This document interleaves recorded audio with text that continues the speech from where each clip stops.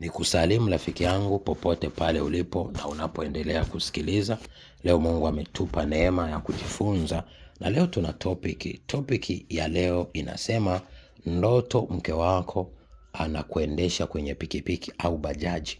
Unapoona kwenye ulimwengu wa roho umeoa au upo kwenye uchumba, alafu unaona mke wako au mchumba wako ndiye anayeendesha pikipiki au ndiye anayekuendesha kwenye gari au ndiye anayekuendesha kwenye bajaji, ina maana gani?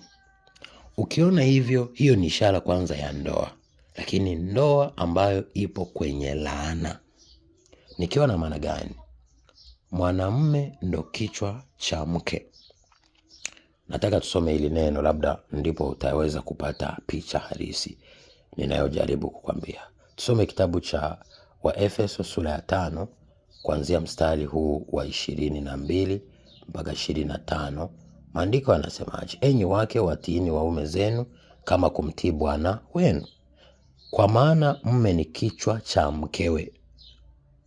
Mume ni kichwa cha mkewe, kama Kristo naye ni kichwa cha kanisa, naye ni mwokozi wa mwili. Lakini kama vile kanisa limtii hivyo Kristo, vivyo hivyo wake nao wawatii waume zao katika kila jambo. Haya, tumemaliza hapo. Tuje kwenye kitabu cha Wakorinto.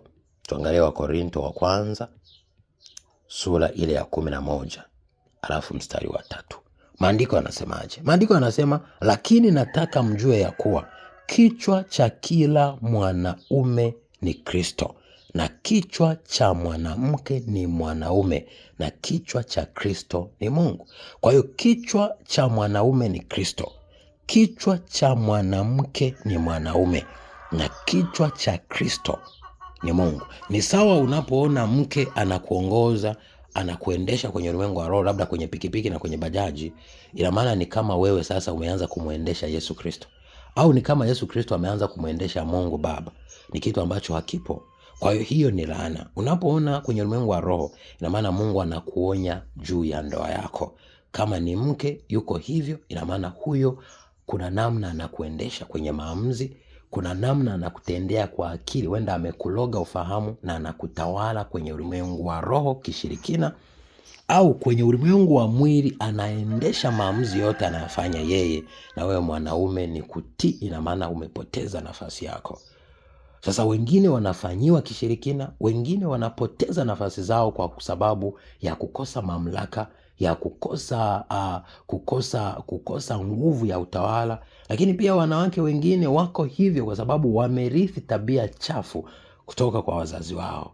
Sasa unapoona mchumba, wewe hujaolewa au hujaoa kaka, ukiona mwanamume mke wako anakuendesha kwenye pikipiki au kwenye bajaji au kwenye gari kwenye ulimwengu wa roho, jua Mungu anakuonya kwamba huyo siye.